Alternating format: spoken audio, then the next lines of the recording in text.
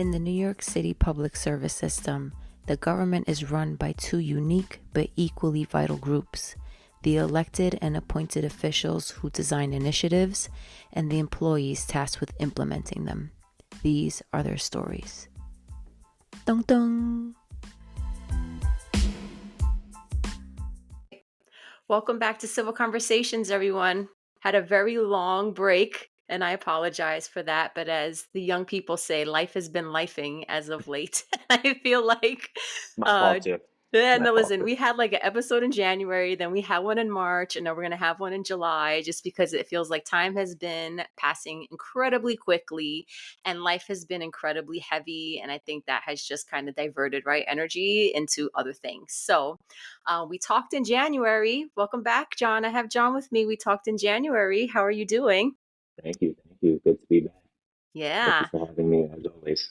Of course, of course. And just to do a quick recap of episodes we've had so far this year, January, we talked a bit about what has happened in New York City politics over the past, now year. It's been a bit of a tumultuous time, right? Upheavals in the administration, the Adams administration, shift in federal leadership, and starting to look ahead at what was coming with, our primaries and a new sort of general election for New York City mayor and other roles. And that has unfolded, which is what we'll talk about today.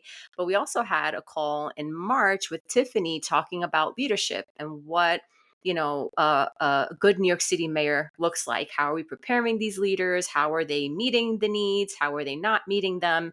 And I think our conversation today will actually have a good intersection, right, with all those topics. So we want to talk and debrief about the Democratic primary. So our sort of anticipation, right, when we talked in January, was that Cuomo was rumored to throw his hat into the mix. And we kind of did a rundown of all the characters that were present at the moment and who we had expected, right, might be the people to sort of stand out and be the next mayor of New York City.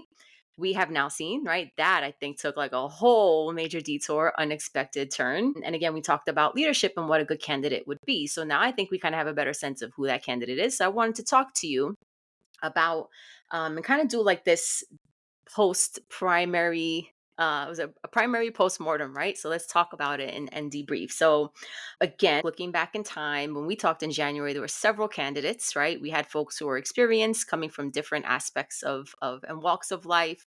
So we had Brad Lander, the comptroller, who I thought at that time would have been the front runner for the Democratic Party. We had rumors of Cuomo coming into the fold. We had, for me, thinking of Zoran Mamdani, kind of these people who I'd seen already sort of getting out emails, having presence at conferences like Somos. That was something I was like, oh, these are people who are moving, grooving, doing these backdoor deals, trying to build up their prominence in this race. And then Zoran Mamdani was not there. I'm reflecting back on that experience, and he was certainly the underdog. So just curious, what are your reactions to this primary? I certainly have my own, but yes, it certainly went a lot differently than I anticipated. What was your takeaway? So much. It's funny to think back on those conversations because they were not that long ago, really, when you think about it, but so much has changed since then. When we recorded last time, I don't think we were talking about Zoran Mondani. And now, like you said, Cuomo thinking about getting into the race and just a huge upset in one way, I think. But when you really look at the amount of effort that Zoran put in versus Cuomo, it was not even close. Yep. I mean, this man on election day walked from the tip of Manhattan all the way to the other end of Manhattan. Yeah. Meanwhile, Cuomo would not take questions from the majority of reporters, would not show up at places. So I think people appreciated that that kind of boots on the ground. I'm going to outwork everyone. I'm going to talk to everyone. I'm going to listen to everyone. I think people appreciated that. And what really resonated with me, his message, Mondani's message, was this one of positivity and progress and kind of hope. And this is just my own individual perspective. But I kind of got tired of Cuomo's, the city is in crisis. And I was just I move about the city almost every day. Are there things that could be better? We always talk about those things, but for someone to just say, try to put fear and anger in you almost, I'm kind of for myself, I was just kind of over it. Yeah. And again, this is only my only Yeah. experience, but I think in terms of um, the way Zoran outworked everyone else was pretty evident, and Yeah. the social media presence, the in real life presence, again, just walking around and talking to people, whether you agree with his policies or not, I think that was pretty impressive, and I think that just continued to gain momentum, and it'll be interesting to see how that carries over in November. And it's funny you say that because I sort of envisioned when preparing to think about, our discussion today, it made me think of, when you go to a carnival and you have those water gun races that it's like the horses, right? You have one horse that goes really slow and then all of a sudden comes out of nowhere and finishes the race. It kind of struck me like that, right? The underdog. And just a few months ago, I felt like there were murmurs of him in the press and in the media and in the city, and it's like, yes, we have this candidate who has all these ideas, but like kind of acknowledging he was like a silent candidate, kind of like galvanizing a certain demographic in the city, but not the person that I think people anticipated would win. So certainly kudos to them. I mean, I was looking at the stats, right? Certainly he out fundraised and is getting a lot of accolades for doing that, right? Not from millionaires, not from wealthy donors, but from a lot of small donations. Did win, right, in first round votes, beat Cuomo. We had the highest turnout ever for a Democratic primary, and this is nearly matching the 2021 general elections turnout. So yeah, there's like a lot of, I guess, like silent and maybe undervalued, right? Underestimated effort that went in. So you're 1,000% right. And it kind of to me also is this break from convention. So, it's the ads, right? It's the name, it's the relationships that you have, the donors, the people who endorse you. That's another thing. So when Bloomberg endorsed Cuomo and did like that infusion of $1 million, I think they said, I think people thought that would get him across the finish line and it didn't, right? So it's like breaking from a lot of these conventional norms that have been kind of the default, right? Over the past, I don't know, many years, right? Here in New York City. So this is a young guy. I kind of like equate him to like an Obama at the time, right? Like a lot of energy, a lot of passion, Listen, right? A lot of absolutely. excitement. Whether you But agree with him or not, you have to respect that. yeah, And totally. I think the opposite was with Cuomo. You couldn't find the Yes. guy. He was not Yep. speaking. And people made the point too. It's like when you're the governor, you could hide up in Albany. No, but there's a Hmm. reason why state capitals are not in the major Right. cities in states. Being the mayor, Oh, yeah. you're in the line of fire every day. That is like the top job, Absolutely. responsibility of the job. And I think for Zoran to be walking amongst the people, talking to people, you see it in his online presence, right? Posting those videos. And Cuomo was just putting out a tweet here and there, or not showing up to certain things. So I don't know. It was just like, do you I think people were actually questioning whether he really wanted to be mayor, Cuomo. Mm. It's like, do you really want this job, or do you just or do you want to just make a statement, Yeah. doing it out of spite? And I think to the point about Mondani coming out of nowhere, I think people were questioning that um, in the winter, like early spring as well. It's like, do you really want to be the mayor, or are you just going to get your name out there for whatever next Hmm. step, or just get some policy um, out there and kind of move the needle, shape the conversation that people are having, as opposed to actually wanting to be the nominee. So, Right. Yeah. And one thing that I think sort of maybe happened with Cuomo is maybe like resting on his laurels, right? Maybe he thought his name would get him, his experience being governor, this adoration and fans. I mean, it is very possible. And I will say for myself, I do think it would be good to have a candidate present because it does feel, to your point, like you had to have this disclaimer, right? Like, this is my personal opinion. One thing that I've sort of taken away from this is that it has activated, again, which is, I think, mirrored at a state level, mirrored at a federal level, this discordance, right? And people feeling like my perspective, my side is not being represented, my ideals, my beliefs, my values, right, are not sort of evident for me in this candidate. So I feel like with the Trump Kamala, right? We dealt with that. And I do feel now it's like probably of the other sort of outstanding candidates, Cuomo is rumored to potentially run as an independent. You could have a shift, right? Because in looking at the maps, the New York Times had one showing where Mamdani really dominated, right? Like he killed it.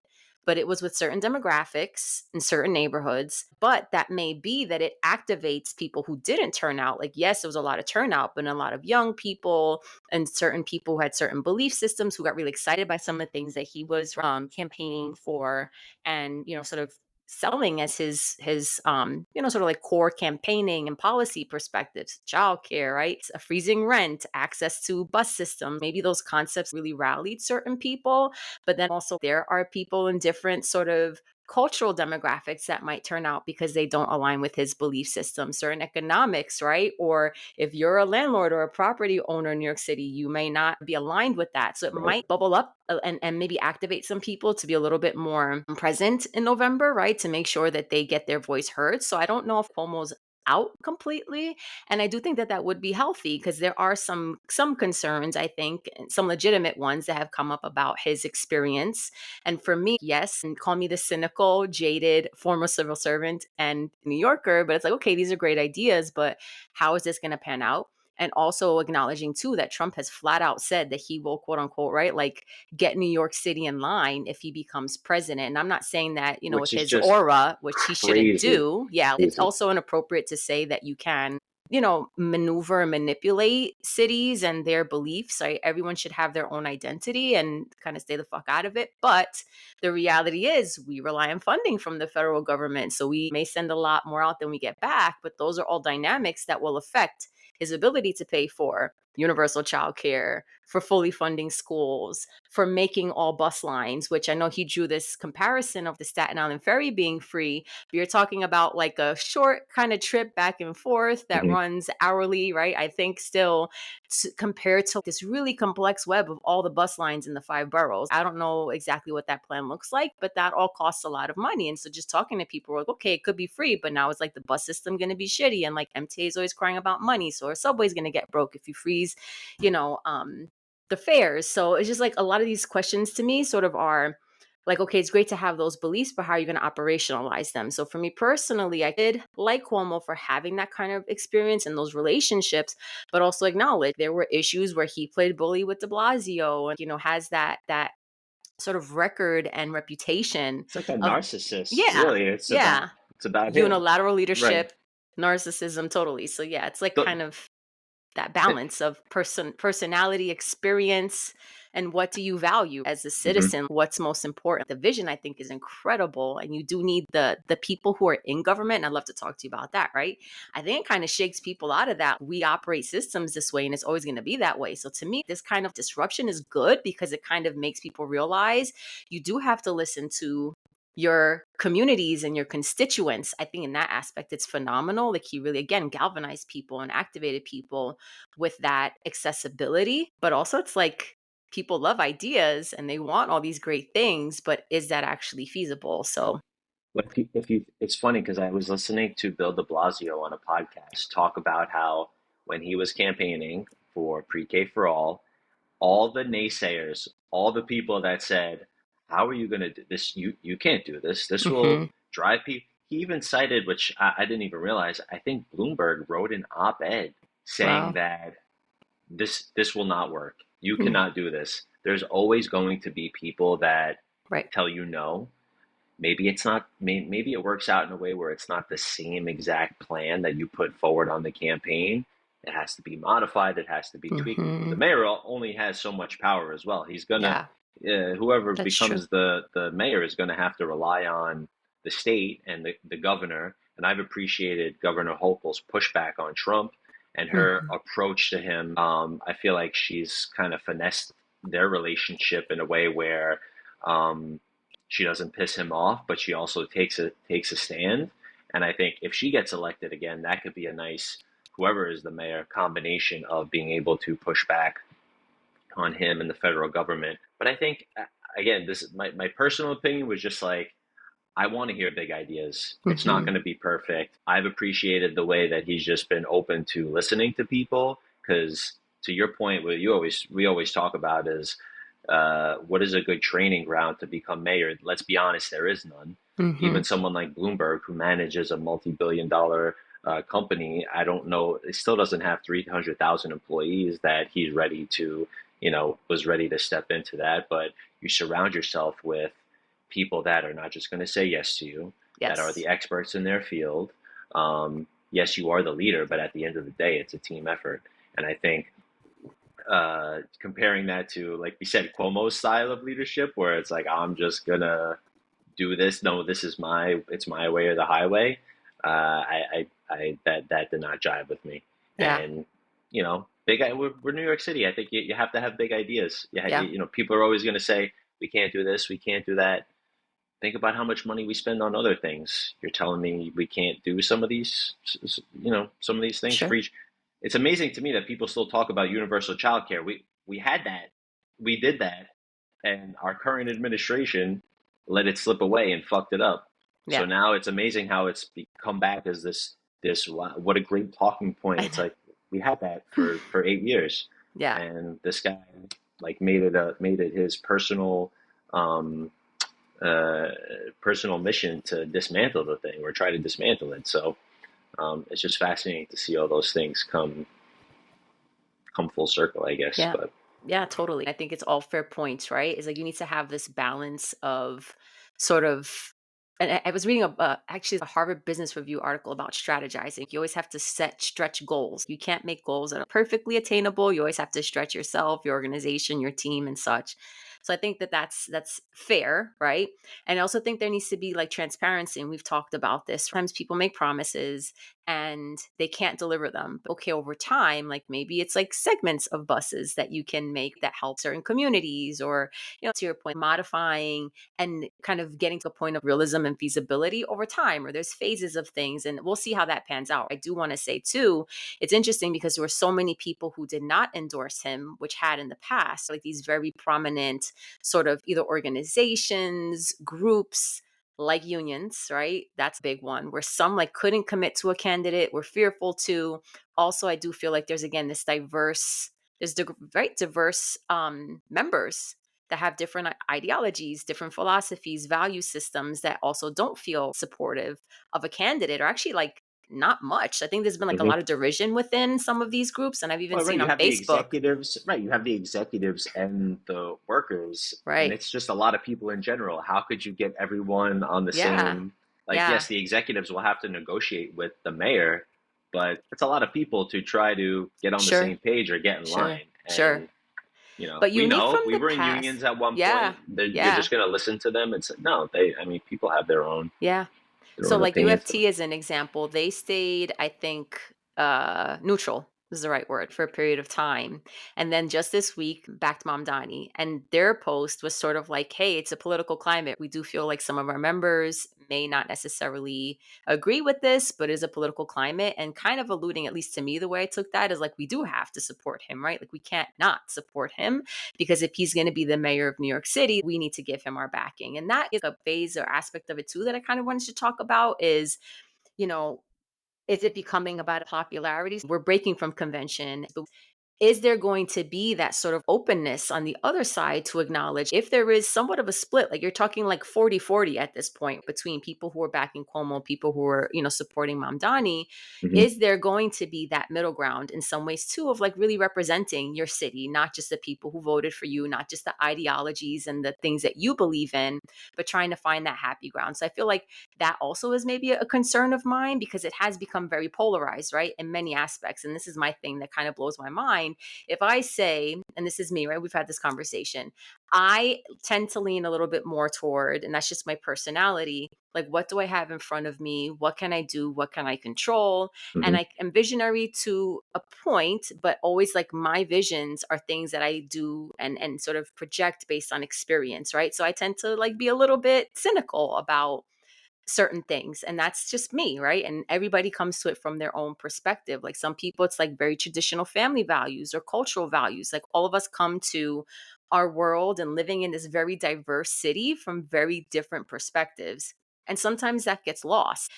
People who are conservative call people socialists, and I forget what other words I've seen, and I'm just like, it's become like very shit talking, right? Just like being so harsh and judgy and unsupportive. And again, here in New York City, I feel like we're creating this division, this polarization of people.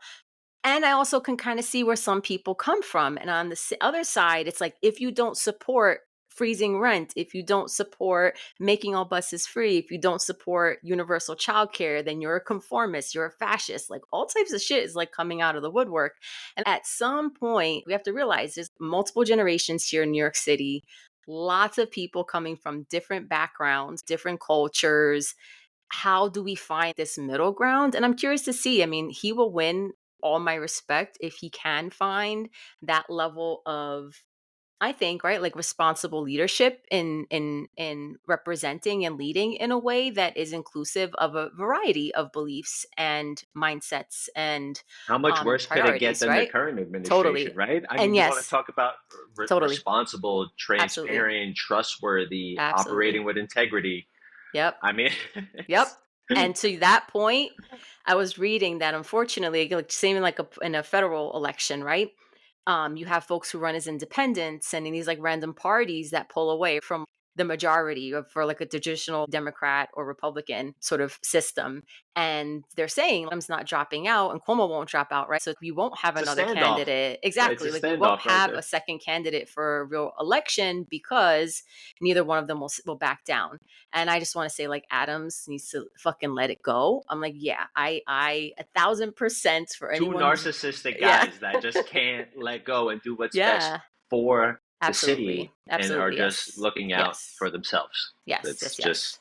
cut and dry. Absolutely. It's the way I Absolutely. see it. And you have other people too who are telling like Cuomo to back out if he, cares for the city. And I'm like, where they're coming from is this like bias. So it's just like some of this like traditional system stuff is coming back up. And and my point was like now the UFT endorsing Mamdani, all these people now who wouldn't before are because it's the move they think they need to do. So I'm like, it's also like that to me kind of feels weird and it is what it is. But I do, I think people are saying he's going to be our next mayor. So it'll be interesting to see how this pans out over the next couple of months.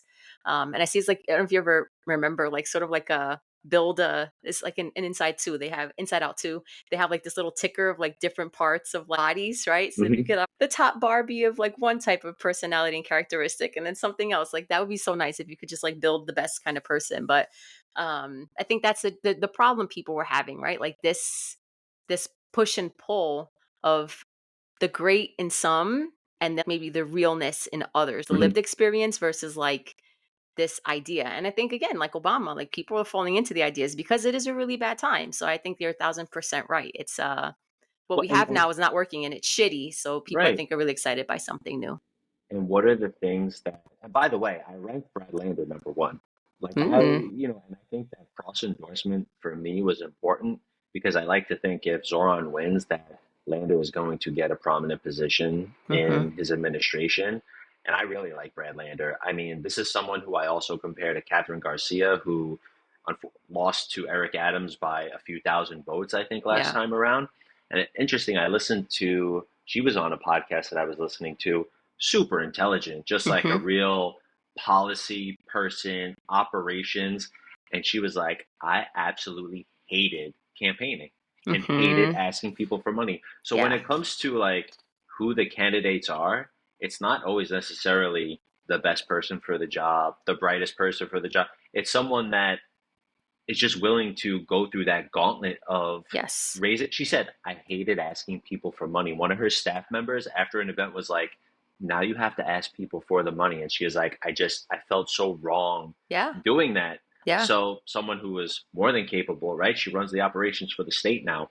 She was the food czar. She ran sanitation, like more than capable, but Yeah. was like, this is not for me. Yeah. So I think the point about um, surrounding themselves with good people, I really like that they Yes. just like cross endorse and we're just like, we're going to cross over, get over the finish line here together. Mm-hmm. Um, that was important. And I think, like, to your point about things that are right in front of you, I feel like Zoran's campaign was talking about what are people affordability, right? And whether you agree with freezing the rent or not, like people are paying way too much Yeah, in I get rent, that. transportation. I mean, a lot of people, the price of a Metro card goes up, and some people, oh yeah, whatever, it's 50 cents. Or I think we don't realize how many people are living on the edge and how much that impacts their day to day. Childcare, right? We're both parents. That is like an arm and a leg if you have like really young kids. And I think those are things that are just like right in Hmm. front. People could resonate with that. And for me, it's not. It doesn't have to be this like purity test of you didn't deliver exactly what you Yeah. said on the campaign. I Yeah, think just you got to be honest with yourself. A campaign is different than governing. I'm not going absolutely. to hold someone's feet to the fire if it's not exactly the way it was said on the campaign. I'm, more dialed in than that. But again, just that North Star that we have to work our way towards these things. I appreciated that and respected that. So Yeah. Yeah. And I think it's all about communication and strategy, right? Like I think if people know what the goals are, they're transparent about where, things are, how people can support. I agree. I think it's sad sometimes because we expect, and this has come up in our in past episodes, this sort of quick results, this desire for people to see things done in unreasonable amount of time results in us doing things that are face value superficial and not really meaningful, right? So I certainly don't think it's good to like rush and fake the funk. Like you need to do things that are going to be done well. So it's not to say whatever you campaign for you have to deliver, but I think is a new path forward. It'd be great if there's just like more transparency, right? Which I don't think we get in the past. It's always like the, oh, look at me and look at what I've done, and there's like all the behind the scenes shit that we see and have experienced, that we know it's like, yeah, they stood this up, but it's not sustainable, or, made promises that maybe you can't deliver, or it's going to take much longer than they, anticipated or projected. And I'll say pre-K for all, to de Blasio's credit, I think it was the goal, but did an infusion of resources, lobbying and getting things done so it could be attainable.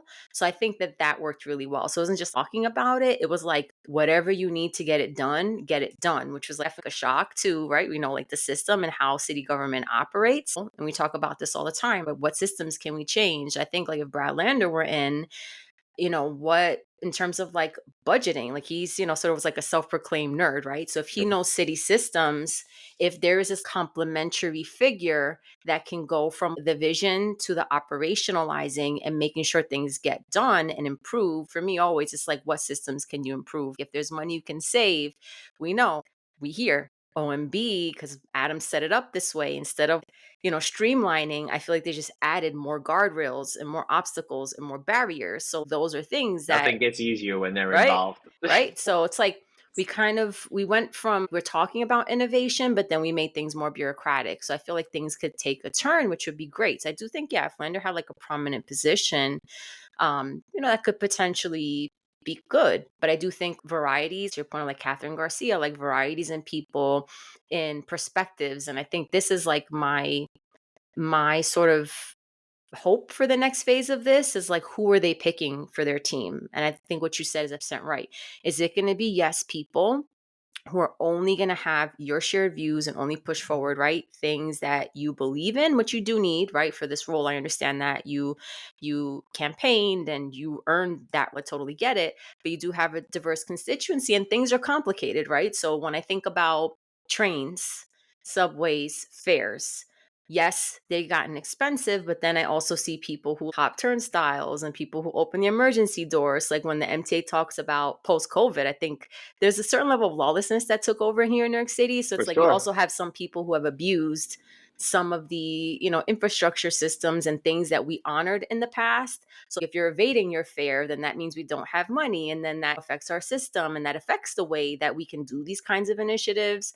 I can tell you from personal experience, like we have in my building a lot of people who are like 40, 50, $60,000 in arrears in their rent. So like what impact does that have for owners, and that affects my quality of life. And then Right. it's also contagious, right? If you're jumping the turnstile, then why the fuck am I paying my fare? If you're not paying your rent, then why am I paying my rent? Like these kind of things like get a little, like bad behavior is contagious, right? So I just say like Hmm. there does need to be that mindfulness and that practicality of the things that we're promising and offering people, which is what I think maybe some folks are turned off by, because there's this reaction of like, um, yeah, it's, socialism is a payout, it's free things. And I don't think it's that, it's just, again, like things get misconstrued. So I just feel like having a nice, diverse team, this is again is my perspective, but that was my lean. Like, yes, we do need that vision. We need that challenging of the system. I think it's possible, but you do also need some like good, practical operations people. We're operations people. And I'm like, we need some good folks, good leaders, good,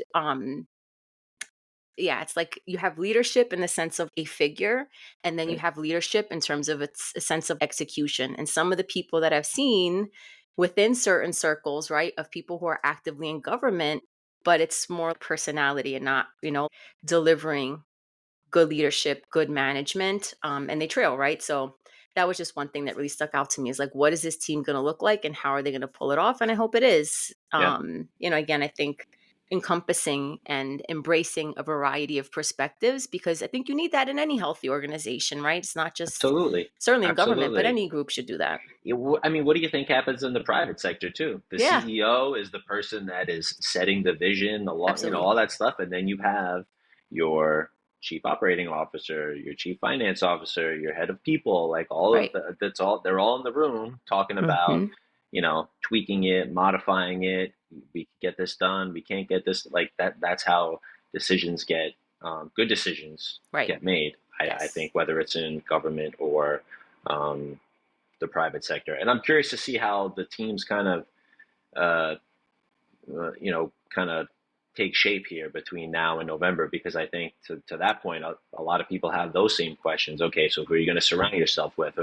And I'd like to see some of that come out so you have a better sense of, okay, I might not necessarily agree with him on this, but he has so and so Yeah. as saying that he's going to manage this part of the operation. Okay, I know this individual or have a better sense from what that individual brings to the table. So Yeah. Yeah. it will be very interesting. Mamdani mayor, Lander deputy mayor, Cuomo deputy mayor. Yeah, yeah, yeah. What a It mess that can't would get be, right? any worse It'd be, than no, it this can't. It current. can't. Oh, it Think definitely about cannot. think about all the people that got kindly asked to leave this Mm, administration, and then we mm. celebrated. I mean, not people like us, but oh yeah, see, I turned this thing around. It's like, well, people told you not to hire those Yeah. people because they're borderline crooks or Mm-hmm. crooks. You did so Mm-hmm. anyway. Yep. Um, I was Yeah. having deja vu the other day. The Post posted, had something about four cops that were, right, paying for promotions, and the head of the internal affairs got pushed out. So, I mean, it's the same Yeah. story. We Yeah. we, Totally. we know the story. We know Yeah. what we're getting with him, and I heard a lot of people say that about Cuomo too. It's like you know what you're getting with him. It was the Yeah. same thing with Trump. People are like, "What's the second term?" You're like, "You know exactly what it's going to be like." It was just it's worse than the first, I right? know. Like, Yeah. I so wasn't. I wasn't shocked at all. Was no, no, anticipating. Yeah. disappointed, Going just not as I shocked. anticipated. Yeah, Yeah. It's like yeah. FML. It's going Like just as I sadly, anticipated. yeah, Yeah. yeah, exactly. Yeah. And actually, yeah, Sadly, it's worse. Yeah. It's been crazy.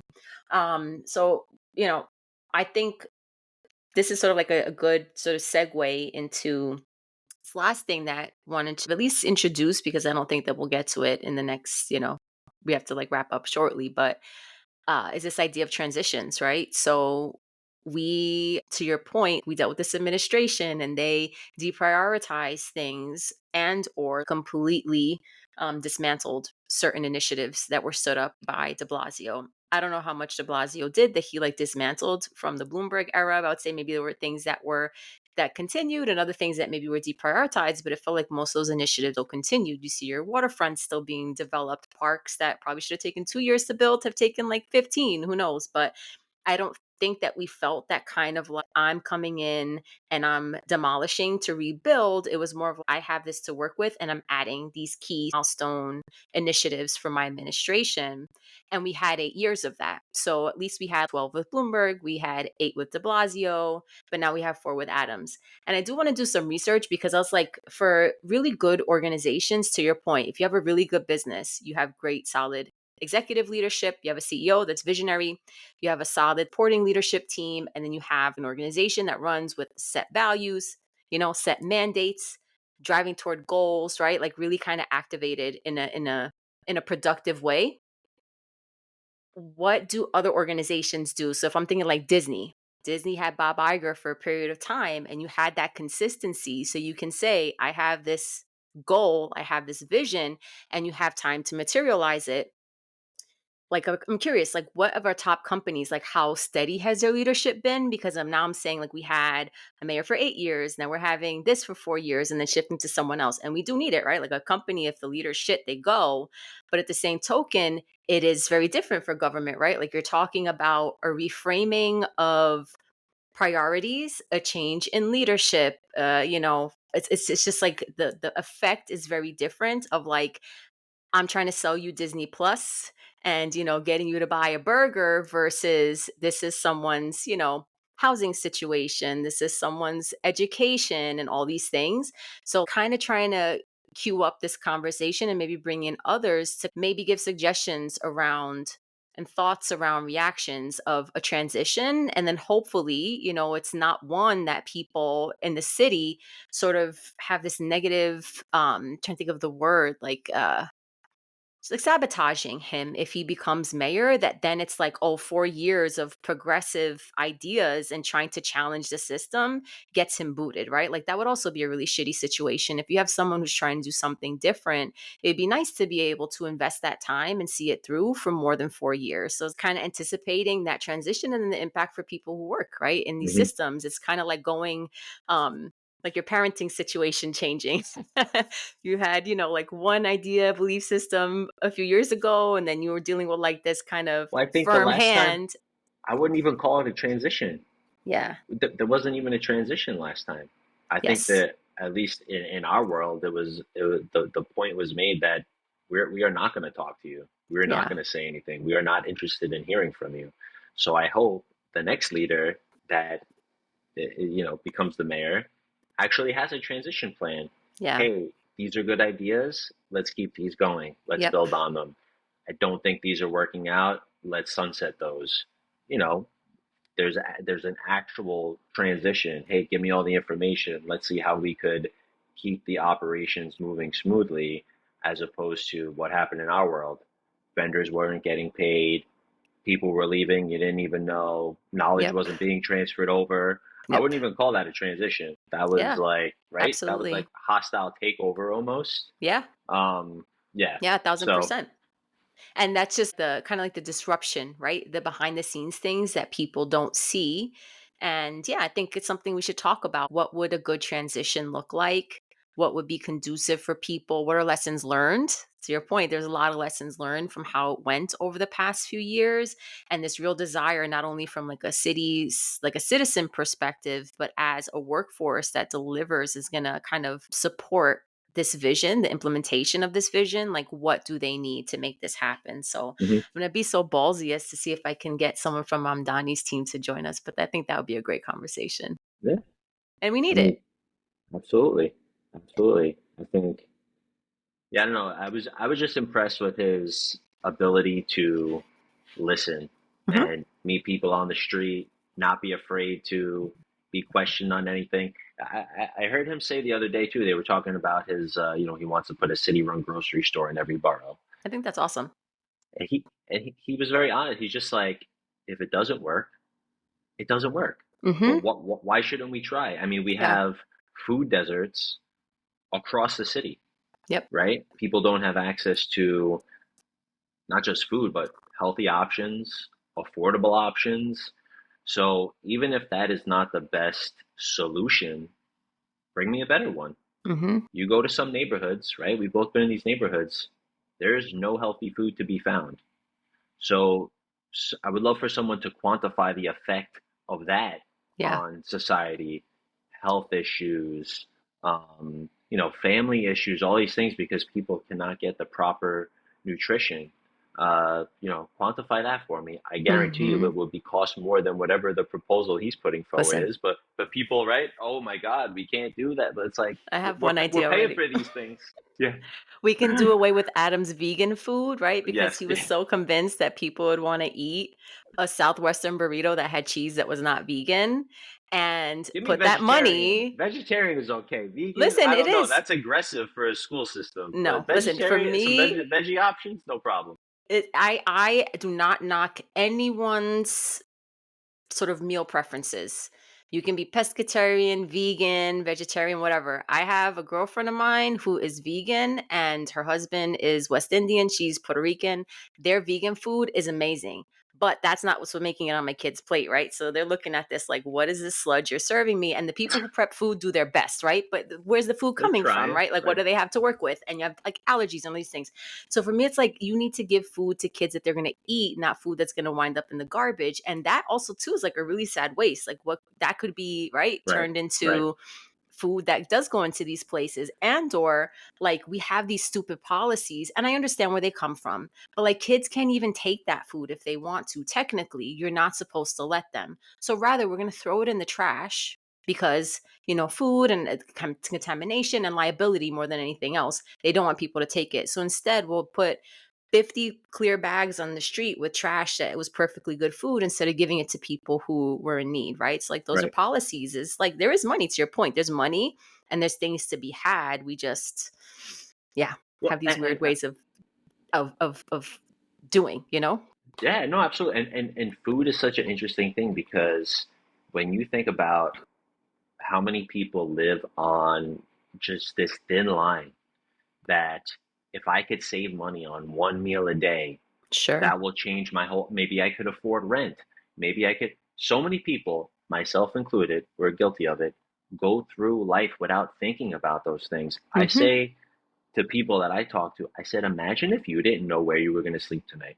Just try to put yourself Yeah. in that position. If you have a partner, if you have a family, you don't know where you're going to sleep tonight. And before you judge anyone that is homeless or Mm-hmm. unhoused, think about that. Think Yeah. about that. Try to put yourself. What kind of effect do you think that would have on you? Oh, go find a job. Oh, really? I'm worried about where I'm going to sleep tonight, where my next meal is coming from. But I'm gonna go out and get a job. I mean, you're trying to survive. Mm-hmm. So think about the effect that that has on someone. Yeah. People overlook all those things, and Yeah. it's Yeah. it's really, I don't know, We could talk about short that. Yeah, I sighted. say, yeah, it's like people land on this term of privilege and they say some people are privileged. So I'm like, yeah, but I am very privileged in many ways. I have a roof over my Same, head and I don't hundred question percent. that. I have, I'm of Puerto Rican descent, so I don't have to worry about my citizenship. Whereas other Latinos, regardless of being like first, second generation here, don't feel that security maybe that I feel. Although as of late, I'm like, who knows? That could be, that could be Yeah, no yeah. longer as No, like, we're going to do retroactive, Liz, like your parents and their grandparents who came here like no longer counts. That's like a whole nother thing. But there are a lot of things that we do take for granted and that we're privileged that we don't have to think about, worry about. And that shows up in a lot of the things that are happening right now in the world. And for some people sure. don't think, they don't think about others and where they're coming from. And this is like one thing I wish we could focus on more, just like at a human level. Is like we need to stop speaking for other people's experiences. Like I was Right. sitting, Yeah. people are like, oh well, this is how it is. Like you got to put yourself in someone else's shoes. Like Yeah. every step of your There's almost life 10 and million things. people in the city. There's Yeah, almost, and it's incredibly diverse in multiple ways, yeah, economically, religiously, through ethnicity. So like yeah, to try to pretend that you know what someone else is going through, I mean, yeah, it's just, you don't, yeah. right? We And what don't. they want and what they need and what will help them. We can all make our assertions, but you never know, right? You Right. just never know. Right. Love it. All right. So we are going to definitely have to continue this conversation, and I will Yes. definitely find others to join us because it'll be interesting to see. It's curious because I was thinking about this leading up to the election and the debates and the post election. There's like a lot of buzz, and I feel like it kind of quieted down. Like it's been quiet from Mamdani's team. Maybe that's just me like I kind of feel like the checking out, summer is but like that. I feel like the yeah, summer is like that. I yeah, feel like the summer, everyone's, people are yes, away, whatever, yes, school's out, yes, whatever. yes, And yes. then come September, Right, they make that mad dash the right. last, whatever it Right, is, right. 11, 12 So we'll weeks. see how things go, but I do feel like it'll pick up again. It's a little quiet now. I'm glad. Sometimes I do with everything going on, I just shove my head in the sand. There's only so much I can take. So I'm like, F Facebook. I can't do LinkedIn. I can't watch the news, right? Like you just got to keep your head Oh, the down because news. it's everything everywhere all at once. But I was like, maybe I'm missing it, but it does seem kind of quiet, but it's a good point. It's summer. Let's celebrate this one win and ramp up for the Right. fall. So we'll see how that goes. But I think it'll be curious to see sort of like how this pans out, the leadership, and then thinking about transition, which is crazy. January, I mean, one, we should, as like flash mob, maybe this is something we can do like an Adam celebration once he leaves. That would be fucking awesome. Just be like, listen, we should throw a big party in every park, in like major park in New York City. We'll do like Van That is definitely Cortlandt. going to happen. We But should they're do going to do that. it right in front of City Hall. That's Yeah, what they're going to totally. We do. should do Yeah. like City Hall, Washington Park, Prospect Park, downtown Brooklyn. We should say like just encourage people to do little Oh my God. celebrations that this dude is going to be gone because it is a definite. So that's one thing, and then yeah, see how this transition goes. So more to come, and yeah, thank you for joining again, Thank and you for looking having forward me. to continuing. This is like unprecedented times. It's good, It's curious, wild. interesting, scary, interesting, exciting, like all the emotions. So it'd be good to keep that. Yeah. Yeah. Keep Stay down all inquiring and day. seeing how this goes. Yeah. Yeah. Cool. All Sounds right. good. Thank you so Thanks for having much. And me. thank you all for joining.